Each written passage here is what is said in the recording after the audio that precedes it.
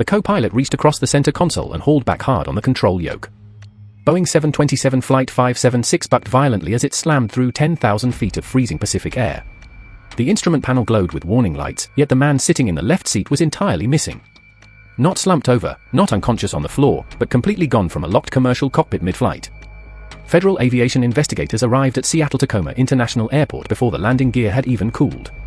They found an empty flight deck, 2 untouched coffee cups, and a mystery that has baffled authorities for decades.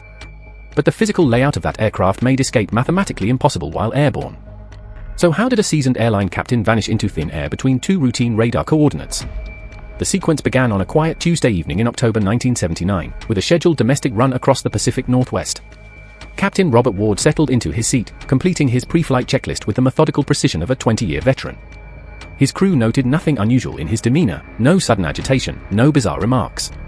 Flight 576 departed on time, climbing steadily toward its cruising altitude under a blanket of broken clouds. Air traffic control tracked the airliner as it crossed the Cascade Range, maintaining standard radio contact. Then came the silence. For 12 agonizing minutes, repeated calls from the ground went unanswered by the flight deck. But when the co-pilot finally gained entry to the cockpit, Ward was nowhere to be found. The cabin door remained locked from the inside with a heavy deadbolt system. The emergency escape hatch above the pilot seats was bolted shut from the interior with safety pins intact. Investigators combed every square inch of the fuselage during a forensic disassembly of the entire hull. They found no trace of a struggle, no forced entry, and no structural failure of the hull. But the passenger manifest held one name that investigators could not verify, and that single ticket holder had already vanished into the terminal crowd. What connected that mysterious passenger to the empty pilot seat before the plane touched ground? The FBI took command of the investigation, launching a massive manhunt across 3 states and 2 provinces. Divers searched the freezing waters beneath the flight path while ground teams scoured dense timberland.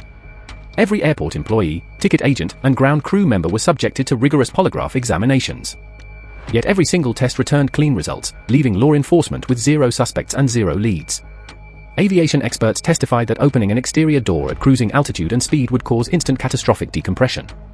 The cabin pressure differential would have torn the door from its hinges and likely sucked out loose objects.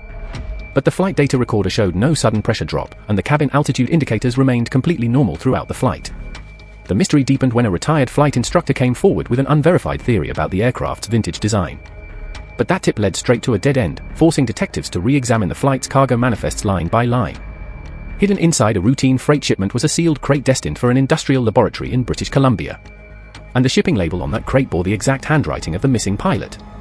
Decades have passed since Flight 576 landed safely in Seattle with a haunted co-pilot at the controls.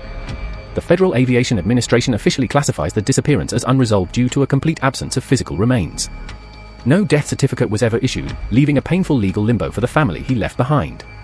Conspiracy theorists have spun countless narratives involving espionage, voluntary defection, and impossible mid-air abductions. Yet modern forensic analysis of the preserved cockpit voice recordings has yielded no hidden clues or background whispers. The aviation industry quietly updated its cockpit security protocols following the incident, though none mentioned the ghost flight. We are left with an enduring aviation enigma that defies every rule of physics and human behavior.